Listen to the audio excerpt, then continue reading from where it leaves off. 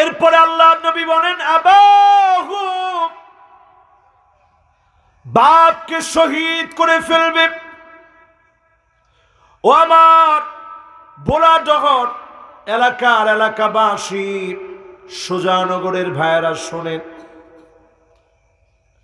এমন দৃশ্য ফেসবুকে দেখেছি। বাপের শরীরে সন্তান আঘাত করতেছে আর বলতেছে তুই আমারে কি দিছস।